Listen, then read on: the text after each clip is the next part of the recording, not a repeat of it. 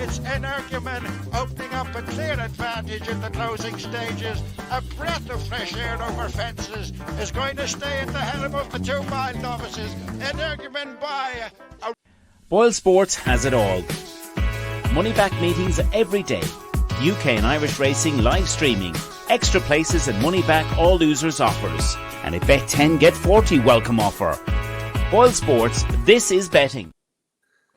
So, hello and welcome back to the Road to Cheltenham Challenge on the Champ.ie podcast, proudly sponsored by Boyle Sports. While Ronan Groome is living the high life over in New York, we drafted in Mr. Davy Boland once again. Davy, it's, I suppose, not just winners people are looking for Christmas. There might be a few Christmas trees needed as well. I believe you're a busy man this time of year, Dave. Good to have you back.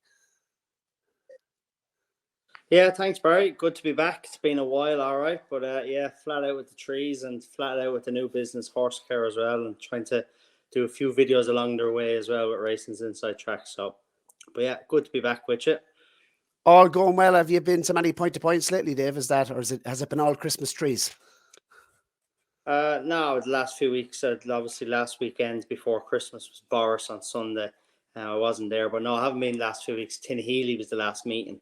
That was the last one, but I'll be back in January. Absolutely. Well, we've an action-packed show, David. So you've a big price Ante-Post Selection, of course, and we have got it enhanced as well with Boyle Sports. We're on to week 6 now, Dave. Not much action in terms of on the track in the last week. We had, I suppose, a good goods race meeting at Cork. Obviously, Punchestown cancelled. The first section of the show, I know it's your first appearance on the Road to Cheltenham Challenge, but we take, I suppose, the most significant performances in the last weekends. We've only looked at 5 this week because, as I mentioned, there hasn't been a whole pile to get our teeth stuck into. I've had a look at, obviously, Energumen was out. Good performance, good return from him. Blood Destiny I've also taken a look at, and I've given you, of course, the 2 pointers, Hidden Valley Lake and Arctic Brazil, along with the Wexford Mare Impervious. Now, David, that's the star ratings that we've given them. I'll start with, I suppose, Blood Destiny. I thought, look, it was a good performance. It was a very, very weak race, though, to be fair. If you look at what's in behind, he's won by 5 lengths. Obviously, finished second to a horse, I think, well regarded as well by the Gary Moore team. Yet to be seen on the British racecourse, Boland. That was in France. But a big, imposing 3-year-old Davy. I did think, obviously, he's by no risk at all. So very much a National Hunt pedigree going juvenile hurdling. Looking at what he's beat him behind, it went an absolute crawl early on. And I suppose the horses in behind on the flat, they were rated 68, 70 and 71, the ones in behind, second, third and fourth. So I'm not sure what he's beaten. Willie straight away afterwards mentioned, I suppose, chasing long term. I think there's some way to go now before you could start talking Triumph hurdles. He was cut from 33-1 into 14-1 immediately after by Boyle Sports for the Triumph hurdle. But I'm not sure what you thought. I give him a 3-star rating. Thought it was a good performance, but I'd say he's a bit to go now to get up to the likes of Lossie Mount's level. Obviously, she won on English, on Irish debut, I should say, very impressively at Fairyhouse in a grade 3. So I think this horse has a bit to go before we can start talking Triumph hurdles with him. Touch upon Energumen. I've given him a 3.5. Some people are probably going to... I was probably a little bit hard on him here, Dave. I don't know what you thought of the race. I mean, he's beaten a 147 rated course and distance winner by 15 lengths, giving him £9 on seasonal reappearance. It was a very good effort first time up. Probably been a little bit hard on him now, giving him a 3.5. I didn't think it was his best performance. I didn't think he attacked his fences anything like, what we've seen maybe last season. Made 2 mistakes, second down the back. Obviously, he put down for Paul. The second, he's probably a little bit idle. The second last he put down as well. And I just thought it was a very good return. But probably am being hard on him, but a 3.5 for me in terms of star ratings. What did you think, I suppose, of that performance? And before we move on to your 3, I suppose Edwardstone the week before. What way would you see the champion chase picture as we're speaking? Sure, look, it's intriguing, especially with Edwardstone's definitely seemed as a horse that he's improved. But I'd be happy enough with Energumene. Like, you can only beat what's there, and look, he was grand. It's first run. I'd imagine he's going to be a lot sharper the next day. No, I listen. Just you're not going to be jumping around after, but I don't think you can knock him too much either. Jumped away grand. He did the same thing there last year when Sean O'Keefe rode him, and yeah, I'd say Connections are happy enough and looking forward to where he's going to go next, and then lining up again in Cheltenham. It was almost too easy for him in patches. Looking at your, I suppose, performances, Dave, that you're going to take a look at. I've given you the pointers. I've been kind to you here. You did say to me you saw Arctic Brazil in his point. Plenty of money for him on the day at Cork, I should say, on Sunday. He's beaten Mercury quite comfortably. Very keen early. What did you make of it? I thought he was very impressive. I like this horse. He, of course, was second in what was touted as the £1 million race in Tattersall's Farm. Between the three of them, the first three home, they sold just short of 1 million at the sales. It turns out, actually, and another horse we're going to speak about in a minute, and Monbeg Park won the first division that day as well. We've seen how impressive he was the last day, but Arctic Brazil, obviously something went amiss with him after being second for Sean Doyle, ridden by Jamie Scallon that day in Tattersall's, bought by Henry de Bromhead. But he has him back, and I give him the 4-star rating simply because people, I'm sure people can pick and say, oh, what did he beat, whatever. But before Mercury's run in Limerick, off the back of his win in Gorn, sure, everybody was jumping around about him. He never looked like he was going to be a horse that was going to line up in a champion bumper in Cheltenham, because he was a big, raw, narrow sort. But sure, everyone thought he was going to be the real deal. So if he didn't have that run in Limerick, he'd be saying this is unbelievable. And as I said, the reason why I give him the 4-star rating is, I think this horse was a big future. I thought he was very impressive. A little low at a couple of the hurdles now, but he's very good at the last and very good, quick away from it. I love the way he galloped to the line. And one of the other horses that we're going to talk about, I thought they both have similar profiles, himself and his stable companion, Hidden Valley Lake. But I like this lad. I think he has a big future. 2 miles or 2.5, Dave? 2 miles or 2.5? I would... Oh, no, 2.5, 2.5. Yeah, I'd say the further he's going, the better he's going to be, Barry. Yeah, he's 14-1 now at the moment, say, with BOYLESPORTS for the Ballymore. I would have said the same as well, even though he was quite keen early, but I'd say in a better quality of race, stepping him up in trip, I'd say you're going to see this lad. I'd say he's definitely going to see him, I think, at Spring Festivals. I think this lad's a bit of quality. I think you're right with that. What about Hidden Valley Lake then? He seemed to do his best work at the finish, didn't he? Certainly the turbo kicked in only after he really jumped the last, and he jumped it well.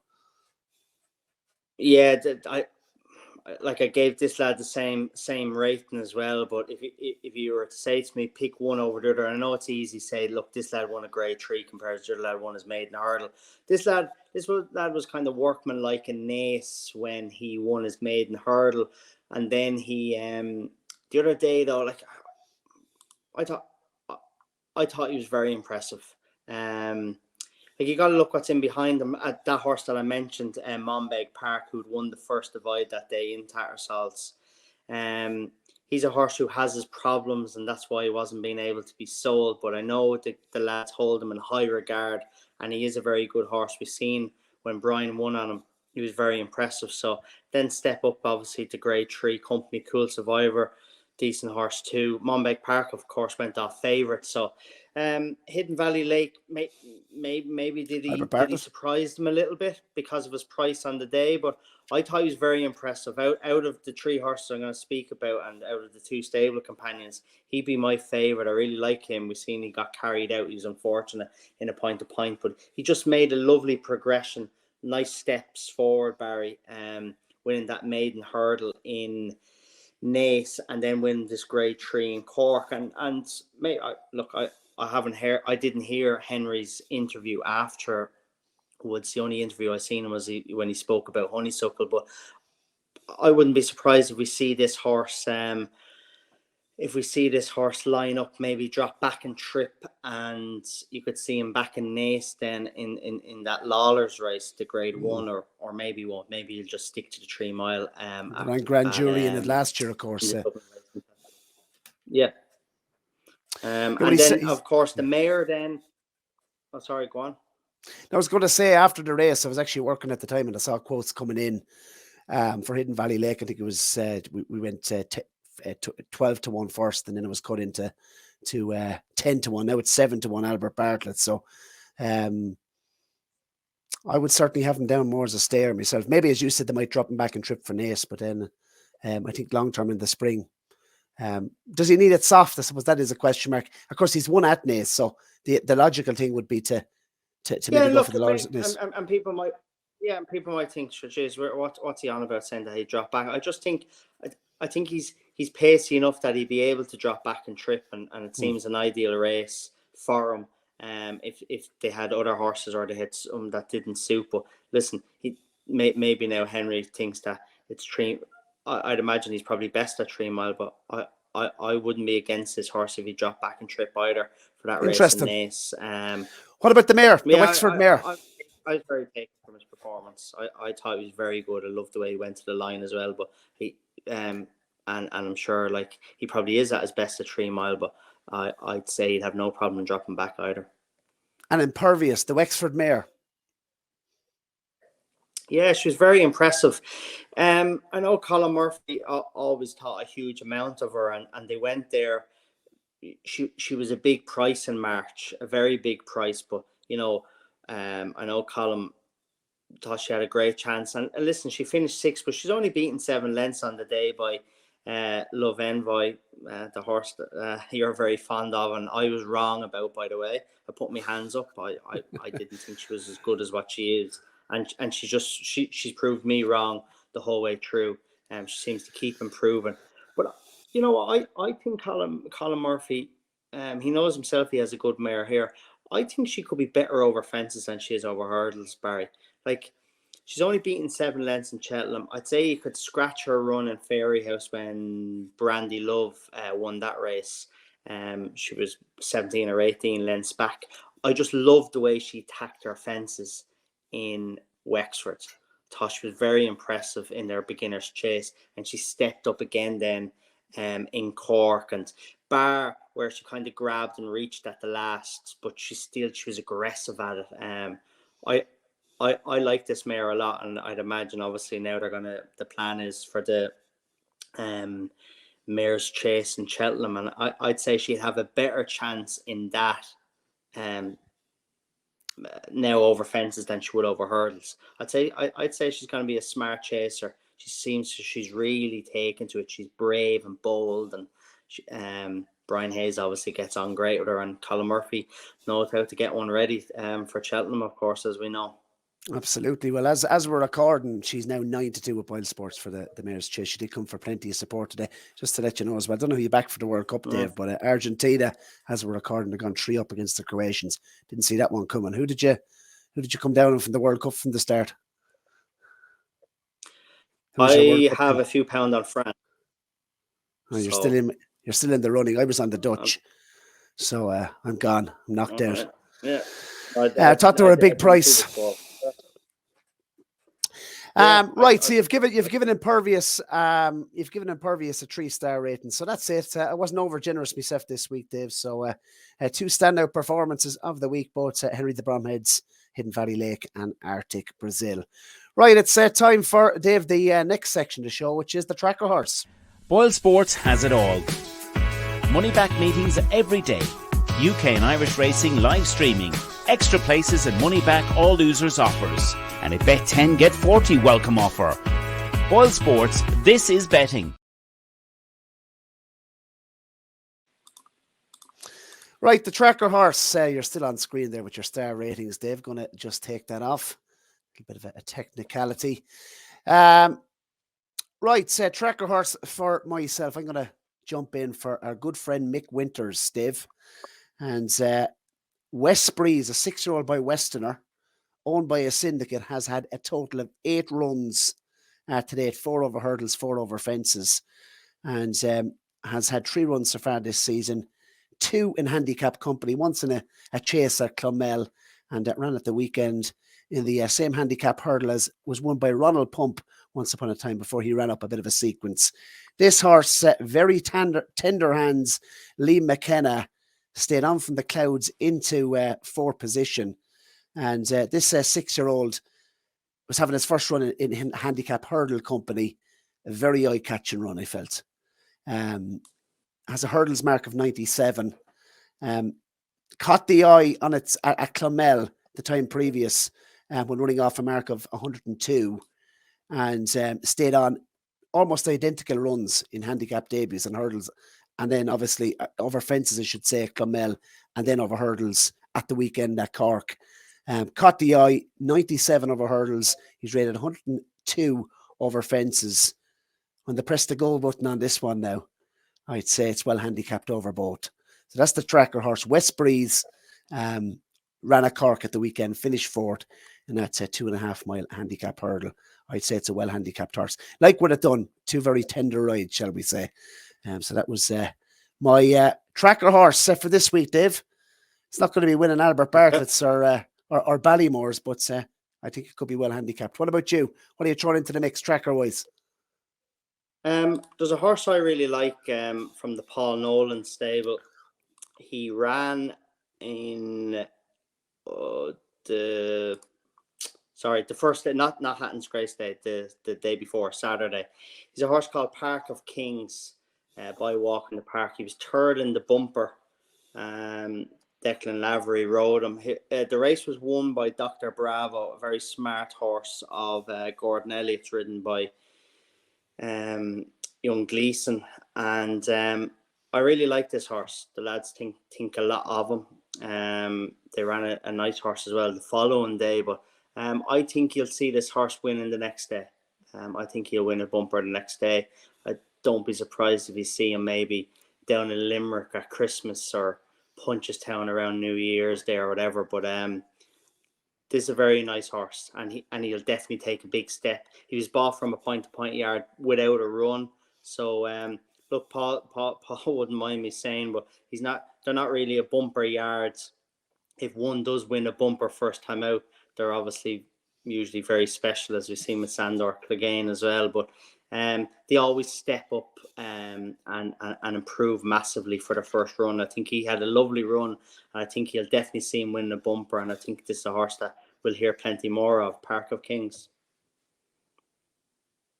Super. David said the next section of the show is, of course, the big question. We've got 2 questions to tackle. Boyle Sports has it all. Money back meetings every day. UK and Irish racing live streaming. Extra places and money back all losers offers. And a bet 10 get 40 welcome offer. Boyle Sports, this is betting. Question this week, we have 2 of them, Davy, and sent you on the 2 of them yesterday evening. We put up, of course, a poll looking to see which of the big races we're going to preview, and some questions came in underneath. Also, we're going to take a look at the King George in the next section of the show. But 2 questions, one from Michael Bimson, and that is if Honeysuckle runs in the mares at Cheltenham, surely this will have a huge impact on the festival. And the view, it's the pinnacle of racing. It's supposed to be the best versus the best. Got to either defend her crown or retire her after the Irish champion hurdle. Let's take this one first before we come to Patrick's question about frontal assault. Honeysuckle, thoughts? Where do you stand on this one? You said you weren't going to hold back. I think she'll run in the champion hurdle. Like as I said to you earlier, I hadn't seen what Henry said about either of those horses that won, apart from I seen a short clip on Racing TV where he mentioned about Honeysuckle and that she might go back the way. To what the question, the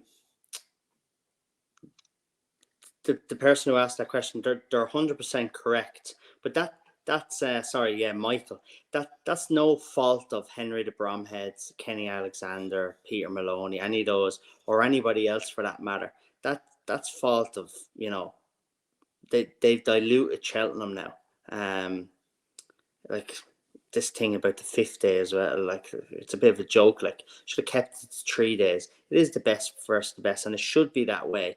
They keep adding on more races. So unfortunately, the best, they're given opportunities, Barry, to stay away from each other. Whereas a lot of the time here in Ireland, they don't get that opportunity. If you want to win that Grade 1, you have to take on your biggest competitor, your biggest rival. And in Cheltenham, look, there's plenty of opportunities for you. But and look, you can't blame the lads. That's no fault, as I said, that's no fault of theirs that, if Drop my she's not opinion. as what. No, just, yeah, 1 second. But if they don't think she's as good as this season as she was maybe last season, then of course you can understand, as Henry said, his job is for the best possible chance. But I'd say they're just holding their cards close to their chest. She'll win in Leopardstown, and she'll line up and take on Constitution Hill. And I tell you what, Barry, do you know what I'll do for you? I'll tell you something here and now. She'll win the champion hurdle in March. I was just about to come in and say, Honeysuckle at her best wouldn't win the champion hurdle in March against that thing. Well, Constitution Hill, and I don't think she was at her best the last day. So she's going to have to, I don't know what's going to have to happen. For me, genuinely, I think he's an absolute airplane. And I know there'll be lots of people having this debate. You'd obviously love to see it, but for me, if I was, look, it all depends, as you say, on what happens in the Irish champion hurdle. If she goes and she wins that, you obviously have to have a go. But if she scrapes over the line, or she's obviously beaten, I don't see why you go taking on Constitution Hill personally. That would just be my view on it. I'd agree with that, and I'd say that's why Henry said what he said. He's like, it all depends on what happens. But look, has she really been that impressive every year in the Hattons, Grace? She's always been a bit workmanlike and go to the line. And listen, she looked like she had them buried, jumping to second last, and she tied up a bit. And do you think? I don't think it was the worst performance in the world. Of course, it's disappointing. Nobody wants to see her get beaten. I'm not doubting Constitution Hill's not a good horse. He's an unbelievably good horse. Very, very talented. But here, it's a long way to March. It's a big thing lying up there. What's he beaten either, Barry? But, it's finally bet Appetent by longer than a further 22 than what lengths, John Bunn. Yeah. Look. Look where he is now. He's chasing and everything. And do you know what? I tell you this, and you can hold on to this and rewind this back to me in March. If she lines up in it, she'll win the champion hurdle in March. I'm telling you, people are too quick to write her off just because she's beaten once. It's kind of like boxers. One boxer gets beaten once. Fucking retire. Done. She's done. She's not done. It wasn't that bad of a run in Fairyhouse, I'm telling you. Okay. Set of blinkers, maybe? We won't even go there. Davy, no, I listen. We'll move on from that. For me, I think the Constitution Hill is who wins the champion hurdle. You're saying if she lines up, she'll win it. Next question: will Frontal Assault improve from its Tri-Town run to win at Leopardstown in the Paddy Power, or is he just not a 150 plus horse? That's the question from Paddy. What's your thoughts on Frontal Assault? Not a lot, Barry. Won't lie. He's obviously Gordon's best chance going into the Tri-Town. Jack's for number one. He'd have first call. I'm sure Gordon gave Jack his opinion on what he thought, and then Jack would obviously have his opinion on what he thinks, and they go from there. And they thought it was the best chance. He went off favourite, didn't he? And he's had quite a few opportunities now, hasn't he? Yeah, exactly. Yeah, look, it was definitely a disappointing run. He was beaten a good way. I think what was 20-ish lengths, was it? 22 lengths, yeah. Yeah, he's better than that. Is he good enough to win a Paddy Power? I don't know. That's tough. Look, they know better. They won the race before. They know that.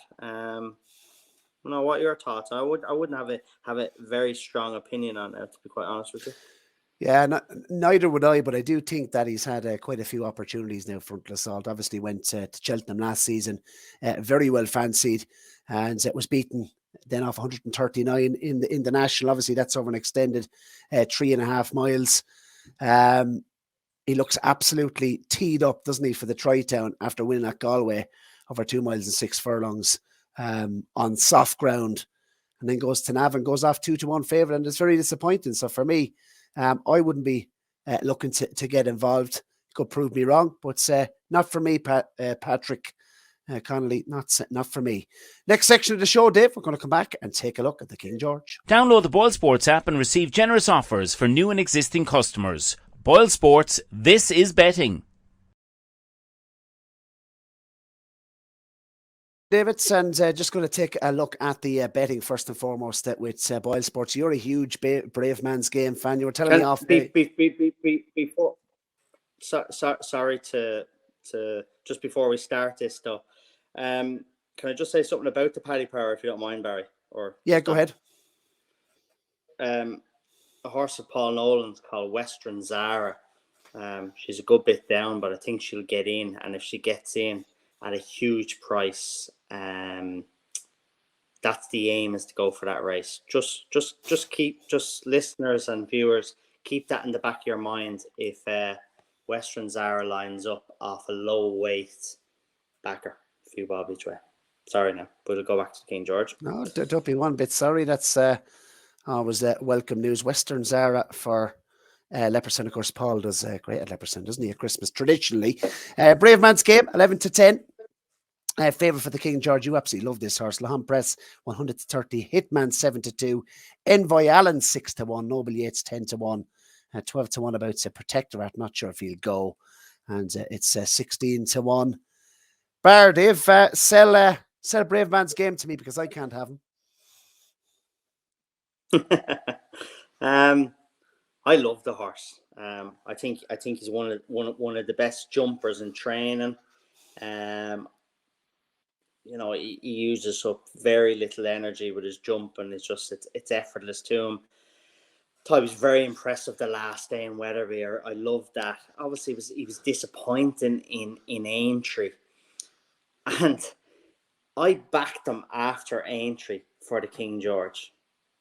I remember showing it to a friend of mine after Aintree, and he laughed at me and told me I won't use the words, but it doesn't look too bad now. But it's actually it's a very intriguing race. I'm not a fan of Venetia Williams' horse. I think Hitman is an improving horse. I think it's very exciting, Paul Nicholls having those two there. I think it could be a very good race. I think tactics-wise, could be a lot different this year. They maybe made the mistake, went too hard, and Danny Mullins was able to pick up the pieces. But I don't think we can forget about Envoy Allen. Some performance the last day. If he's back, even back to 80-85% of what he was when Gordon had him, he could be the one.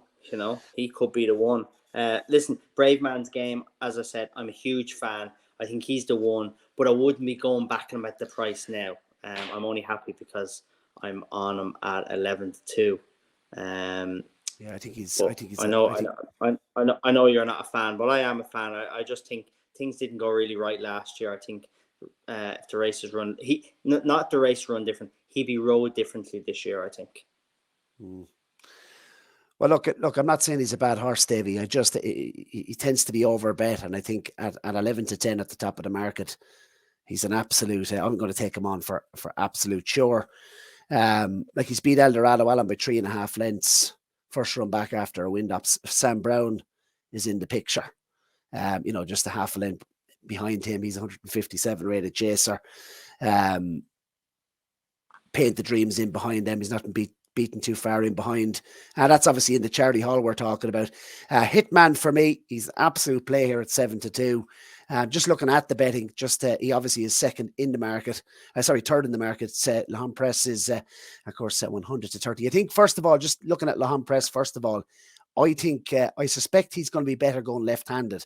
I know he's one going right-handed on a flat track, but I do believe that if you watched the way he jumped last season, he does jump a little bit out to his left. So just bear that in mind. He's obviously the highest rated in here after winning, of course, up at Newcastle. He's rated 170. Will he go? That's the question. Hitman, look, he's the obvious play for me. 7-2. He goes for the race. Looking at 6-year-old record, the 6-year-old record in the race. It's not too bad. There's some decent 6-year-olds have won it in the past. Cato Star, Kicking King, Long Run, and of course Clandazobo, who's owned by the exact same connections. He's obviously gone up to 3 miles for the first time. That's the interesting one piece for me. I think he's going to get 3 miles. He's an improving 6-year-old. He was an April foal. Paul Nicholls got him chasing early on in his career. That's what I like. If you look at, obviously, Bravest Man's Game has come from the point-to-point field. He's a 7-year-old. If you look at Hitman, it's come from France, but he's had twice the amount of racing over fences. So he's so much more experience going into a race like the King George. I think he's on an upward curve. He's going to be a much better horse next season. But I still think he can take King George along the way. Officially, he's £4 to find with Brave Man's Game, the favourite. I think for me, he's the play. That's 7-2. I've no doubt about that. And what I loved about him in that graduation chase at Haydock was his jumping. He just jumped from fence to fence and one ease down. So he's a massive player. And at the prices, I mean, you mentioned you like him as an individual yourself. 11-10 for me is just far too short on Brave Man's Game. He could prove me wrong, but can't have him at that. Well, what I'd like is to hear is Harry Cobden's honest opinion. Now, I know obviously he's a huge fan of Hitman, but he absolutely idolizes Brave Man's Game, and he's adamant that he should go to the Gold Cup. Just take him on. It's not a whole thing if he's not suited to Cheltenham and everything. But I'd love to know what his real honest opinion is about the King George. Is it just straight away? There's no thinking about it. He's going to ride Brave. I know he's going to ride Brave Man's Game, but is there a little thought in his head that, geez, your man could beat me, So it's interesting because he's definitely, like you said, he's improved a long way. And LeBron Press, a lot of the people who own Diamond Boy horses, I'm sure, are clinging on, hoping this lad can improve because he hasn't been the greatest of sires, really, has he? But, question for you. If Hitman, from a Cheltenham perspective, if Hitman wins this, because I know this is just my view, I don't think they'll go to Cheltenham with Brave Man's Game. I think Paul Nicholls has said that he's a better horse on feather tracks. But if Hitman wins, he hasn't been to Cheltenham.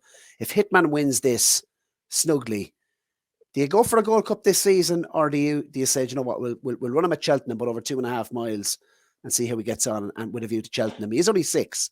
What do you do if Hitman wins from a Cheltenham perspective? Well, to be fair, I know Paul Nicholls gets slated sometimes with Brave Man's Game about saying not going to Cheltenham and that, but like, he knows better than anyone about winning Gold Cups. And I'd imagine if Hitman did win this, he'd go to a Ryanair rather than a Gold Cup. I'd agree with what you're saying, and then wait another year. But look, Brave Man's Game probably won't go to Cheltenham, so we won't see him. But that could be good for us. Wouldn't it be great to see him here in Ireland? Wouldn't it be great to see him in Punchestown, It's just interesting. One of the viewers did put in Hitman at a big price for the Ryanair. And it's one of the races I want to get involved in, I think, because of obviously the doubts around Allaho. So from a Cheltenham Ante-Post perspective. Next section of the show, Davy, is, of course, the Portfolio Spotlight. Every single week we take a portfolio, flash it up on screen and have a little critique. Download the BOYLESPORTS app and receive generous offers for new and existing customers. BOYLESPORTS, this is betting.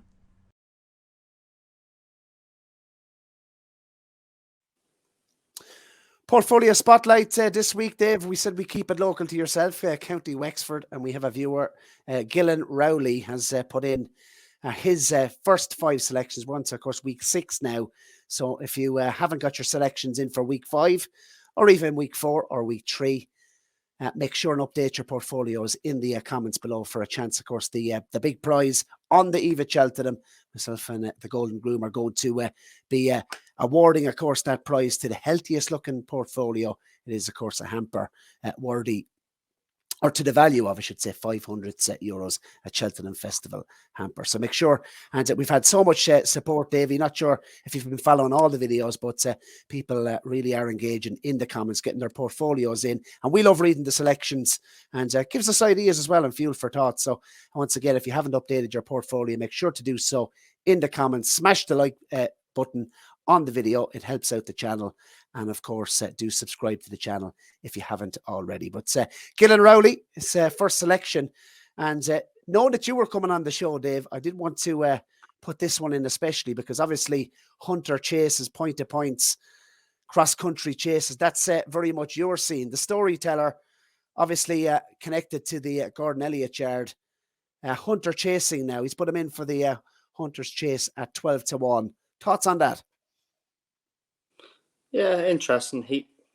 I seen him the first day. He was workmanlike, but he was very impressive after that. So he seems to keep improving. Difficult. He's going to be very difficult to beat in open races and the point-to-point fields. Huge amount of ability, and yeah, not a bad shout because obviously Sam Crow has been mopping up his opens when he's running. And of course, he can't run in the hunter's chase. So yeah, not bad selection there. And the vibes coming out of Willie Mullins in relation to Flame Bear, obviously switched from Pat Doyle's. He's many people's fancy for the Arkle. Apparently, his school very, very well set. Is it 12-1 for the Arkle chase? That was his week 2 selection. And obviously that beginner's chase, all eyes. How many will Willie run in it? Because he hasn't got too many more opportunities this weekend at Fairyhouse, of course. Appreciated, Dysart Dynamo, El Fabiolo, and Appreciated. All, of course, entered in that beginner's chase. So we'll stay tuned to see who is declared. But Flame Bear, thoughts on him? Yeah, interesting. I don't know the reason why he moved from Pat Doyle's to Willie's, but good horse, very likable horse. You can't not like this horse with his performance. Very workmanlike. Always seems to gallop very well to the line in his wins. Remember that day in Fairyhouse when he won? I thought he was very impressive. Just seems like a horse that throws everything at it. It's be interesting. He jumps the fence well. I seen him in Fairyhouse that day. He's big individual. Yeah, he is a big horse, so I'd imagine he's going to take. And coming from Pat Doyle's, he's going to be well schooled anyway. He'll know plenty about jumping fences anyway. Would you say Arkle or 2.5? I always thought he'd be better over a bit further, Barry. To be honest, I was the same. I was thinking the same. Depends how he jumps, I suppose. Kilcroot, obviously, beat Willie Wampus. Give him a bit of a hockeying down in Punchestown. I thought he jumped very well on debut. He has him in for the Turners at 16-1. Could you entertain that? Yeah.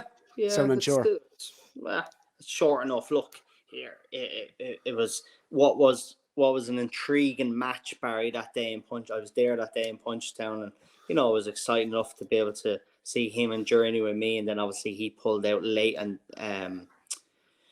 not long before racing, so that was disappointing. But look, Paul didn't have a whole lot to do. It was just a case of just getting around, so I don't think you can really judge the performance. But look, he jumps very well, and his jumping was very impressive that day. But look, he's never put under pressure, and so listen, you know me, I'm not a huge big Ante-Post man now already, but I definitely wouldn't be backing around at that price for that. I'd like to see him once more, and I know if he wins at Christmas or something, he'd be a lot shorter. But no, I wouldn't be taking a second look at him just now. Well, it's very interesting because just before we come on to this, and we are kind of getting through the show nicely, but looking at, I suppose, the Ante-Post markets now as we're recording, novice chasers for Willie Mullins. We've seen Kilcrup, we've seen Manila, a Cocooner, we've seen Classic Getaway. Am I missing one? Because that's what we've seen. So to be taking prices the first week in December on novice chasers, I don't think now or even this week is the time to do it. I think we need to see a lot of them over fences, see how they jump. I took a chance with Dysart Dynamo as my week 1 selection, but that was I said I was going to give myself the opportunity to take the chance with one novice chaser without seeing them jumping. If I had it recorded a week earlier, I probably would have put Mighty Potter in. He didn't impress me up the north. Did it very well, of course, at Fairyhouse. But, I suppose the novice chaser I put in to the book without seeing him jumping a fence was Dysart Dynamo, because I think 2 miles, it looks the obvious, provided he jumps slick enough over his fences. 2 miles for me would be the distance for Dysart Dynamo. Kilcrut, I'd say you could run him anywhere between 2 miles and 3 miles 6. He's that type of horse. That's what he seems to me to be like anyway. So look, 2.5 miles Turners wouldn't diss that, Gillen, but certainly would be just waiting to see what else comes into the fray this weekend and even over Christmas. Protectorate very quickly, Dave. Don't spend too long on it, but I know you're a massive, massive Harry Skelton fan. I think someone had a word with Harry about kicking too soon, but Harry's. Never mind, Harry. What about the horse? I'll finish what I was saying. He's a very good rider, and look, they're an unbelievable combination. 2 brothers, what they're doing at the minute is unbelievable. Look, for obviously a very good horse, but wouldn't be for me for the Gold Cup. I tell you, Barry, I actually had a bet for the Gold Cup again. Like I mentioned, I'm not a big Ante-Post man now already for Cheltenham, but I've had a few. Well, I've had 3 or 4 bets, and I backed Absolute Hard after Haydock for the Gold Cup. It's too bad to be true. You can't just, people, like I said earlier in the show, people are too quick to write horses off. He'll come back, and I think he's a great price for the Gold Cup. Interesting. Yeah, obviously lock him to light. Blizzard of Oz obviously ran behind Mercury, second behind Mercury down. Not Mercury, I should say. Impulsive Dancer. Blizzard of Oz pipped Mercury for the second that day. Likely probably to see him over Christmas. Are we, Davy? Do you know much about this horse? What's your thoughts on 25-1 champion bumper about Blizzard of Oz? Yeah, I actually do know a bit about him. Harley Dunn had him. And Harley obviously is the point-to-point handler. And he ran this horse in the bumper in Limerick. And probably, big price. People are probably wondering, Jesus, this lad probably has no chance. But he ran a cracker, as you said. He pipped Mercury for the second place.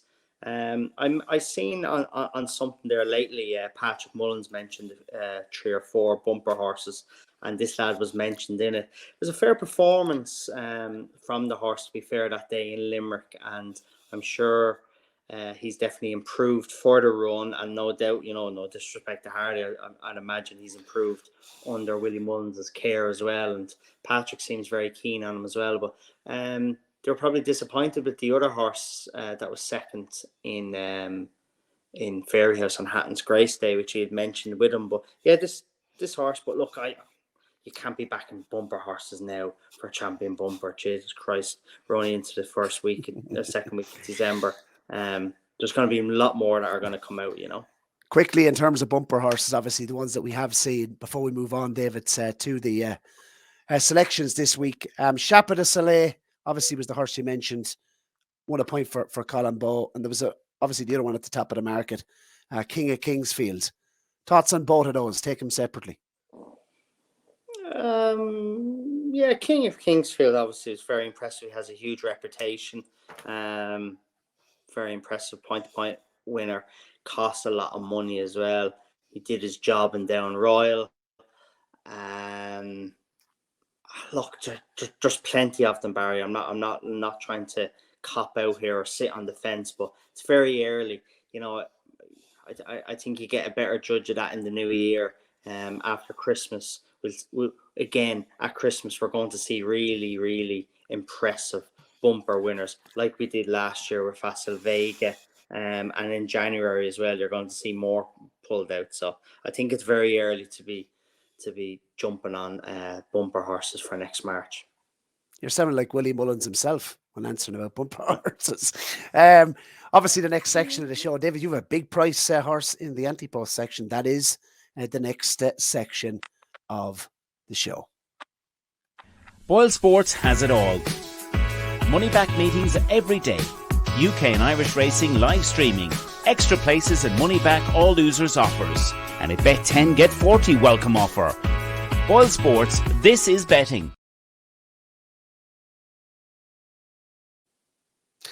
We're going to keep the old suspense with your selection because I'm going to rattle down through my selections to date.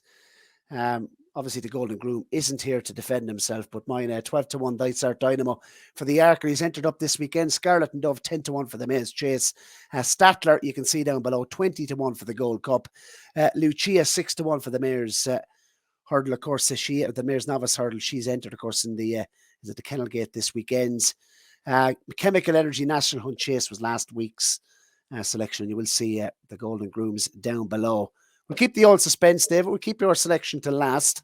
I'm going to jump in with mine, and plenty of people in the comments. Obviously, this filly has come with a big, big reputation, and there's plenty in the comments that have got on, I should say, at much bigger prices than I've just got on. But I have to get her in. This is a case of like Harry Kane, take the points and the goals will come. Davy Boland. I'm getting her into the team sheet. It is Lossy Mount for the Triumph Hurdle. She's 3-1 with BOYLESPORTS. They've enhanced her out to 7-2. You will be able to avail of that offer if you head over to our Twitter page and click the link to avail of 7-2.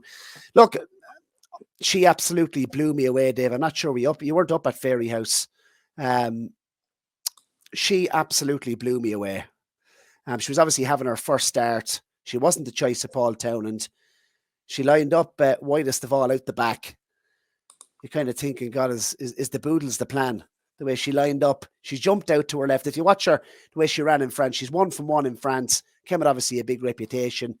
Lots of people in the comments have her in at big sort of prices, 10-1, if not bigger. And to do what she done, I thought, first time up on the track in Ireland, on her debut for Willie Mullins, from the position she started off in, the way she jumps out to her left, was a massive, massive performance. She came there tanking into the race. There's 3 or 4 winners in behind. It's a really decent race. I think she's come there travelling like the best horse. Between the second last and the last, Danny asks her to go. She pings the last, and she's just left them for dead. She's left absolutely everything for dead. There's going to be a lot of people obviously coming in here saying that 7-2 is a ridiculous price. Look at the connections. Obviously, Rich Ritchie, they sent Vauban off 6-4 for the Triumph Hurdle last year. This could be a similar sort of job. How many more runs is she going to have? Vauban had 2 runs before he went to Cheltenham. He lined up, he went off 6-4. Willie has won this with a filly in the past. Obviously, with Burning Victory, he's won 2 of the last 3 renewals of the Triumph Hurdle. She's obviously by the same sire as Bailey Dure. She's a big, big mare. I think she's only going to improve. Going left-handed is going to suit her more. It looks like the Dublin Racing Festival, does it? How many more runs is this horse going to have? She's 7-2 now. She wins at the DRF. For me, I can't see her going off any bigger, than 2-1. So I'm getting her in there. As I said, this week, Willie Mullins not even sending out a novice chaser yet. Some of those novice chase races, they're hard to get involved in. I like the look of the stairs, but haven't found anything in that market yet. The Ryanair, the same. This is a mare I was flirting with her for the captain, but I am going to save that for a handicapper closer to the time. So I'm declaring that now. But 7-2, I just need to get her in because she blew me away, Dave. I don't know what you thought of the performance. I know you're not too fond of the price, but for me, looking at what happened last year with Vauban and the fact that this horse is probably going to have 1 more run, I just have to get her in there. And at 7-2, I think it's fair enough, I think. Thoughts? I'm not a big fan of the race, really, but huge fan of last year's winner for Bond. But no, listen, it was an unbelievable performance. Obviously, very smart filly. Yeah, she probably will only have another run. It'd be interesting to see her left-handed. So Leopardstown obviously seems the ideal place for it to go. And then to Cheltenham, it's very short. It's, But everyone says that we said that about Vauban last year. Vauban probably a bigger price at this stage. I completely get that. And don't get me wrong. Listen, Paul Paul can't always get it right. Ruby got it wrong too, and look, Jack Kennedy gets it wrong too. You know, and there's so many horses to pick from. But I just wonder why wasn't Paul on her? Would have been hard for him, I think, to get off a course and distance winner, Zarak the Brave. He Yeah, wasn't no, precipitous.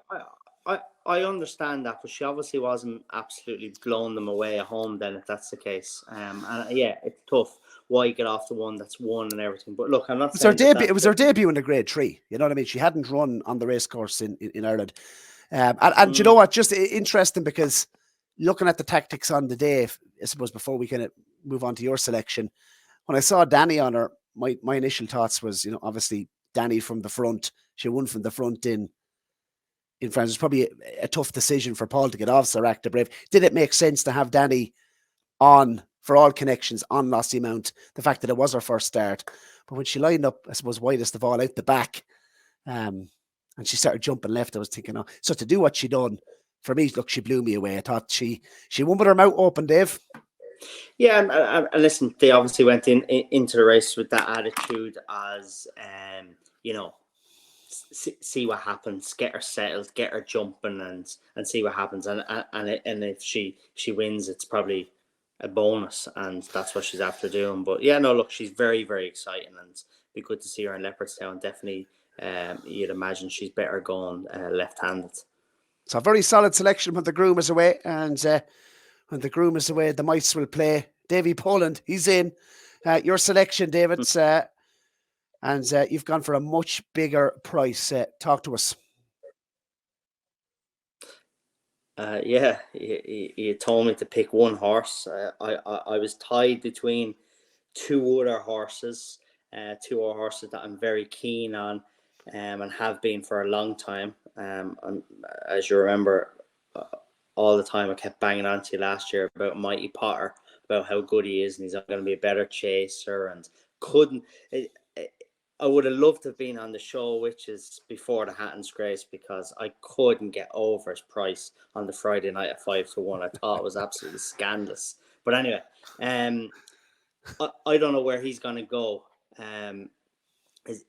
What trip he's going to run over. Don't be, more like the Turners, but he could line up over 3 miles.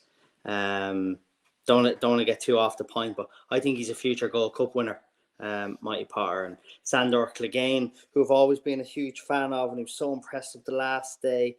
There's a couple of options for him at Cheltenham, so I had to leave those aside. But a horse he wanted, where I know where he will go if he does get to Cheltenham, is Sam Crow in the cross country race at 20-1, which I've backed them. But BOYLESPORTS have been very kind to enhance that price to 25-1. And we all know who he is. He needs no introduction. He's now switched to Open Point to Points, where he started his career with Colin Bowe and Barry O'Neill. And he's Barry's rode him. He's had 3 runs in Open Point to Points, and it's been very, very effortless, of course. Anybody seen it or watched any of the videos? I've only got to see him live once. That was the last day in Tinahely, and it's just incredible. I know people say, "Oh, sure, look, that's easy for him," but I just think this horse has a spark back, back doing that, and he's had his problems. Seems like obviously now, I think it's very clever from Gordon, and people are saying, "Oh, what about Delta Work?" He's a horse I'm a huge fan of, and I backed and gone against, done the criminal thing, go against Tiger Roll in the cross country race in March, and backed Delta Work, and Delta Work obviously has taken to the cross country obstacles so well. But I think this lad will. I think this lad has his mojo back. He's happy. He's confident again, and he's a huge price, I think, for that cross country race. And of course, it'd be very difficult to beat Delta Work. But I think if he lines up, this lad will give it to him. It's definitely an each way Ante-Post bet. I'm telling you, he won't. If he turns up, he won't be 25-1 on the day. So if you want value of an Ante-Post bet, back Sam Crow each way for the cross country race. And I have a sneaky suspicion he'll have no problem with the obstacles. Interesting. Will you be back next week to give us another big price one, David? Can't be under 20-1. We'll see you next week. That's the exact same time. We might do it on Tuesday or Monday. I think, fingers crossed, it will be. I think it will be out on Tuesday next week as well. So, if you have liked the video, do give it a like. Do obviously like the video. Subscribe if you haven't to the channel already. And Davy, it's been a pleasure catching up again. And anyone that wants a Christmas tree, who do they contact? You can contact myself on Instagram, Twitter, Snapchat, or if you have my number, obviously give us a text. And unbelievable service, premium Christmas trees in anywhere in Dublin, south side or north side, and we deliver to your door, and we come back on the 7th of January and take that tree away from you. So no sticking a dying tree in January into your boot of your car, and give you an hour of hoovering when you get home. We do all that work for you. Christmas made easy. I wish I had the old Only Fools and Horses music now to just embed over the video. We are doing it in one take, so I won't be doing any editing. But yeah, Dave, pleasure talking once again. And could you imagine if always good, Barry? Could you imagine if you were the one to save us and get us out in profit for a third successive season with Samco 25-1? Imagine if we needed you and you stepped up to the plate. You'll give another big price one next week, I'm sure. But thanks very much for joining us. I have another one. I have another one up my sleeve for next week, Barry. Super. Well, we'll see you back at the same time. And yeah, thanks very much to the sponsors again, BOYLESPORTS, and for those enhanced offers. Thanks to you for watching. And we'll be back at exact same time next week. See you then. BOYLESPORTS has it all. Money back meetings every day. UK and Irish racing live streaming. Extra places and money back all losers offers. And a bet 10 get 40 welcome offer. BOYLESPORTS, this is bet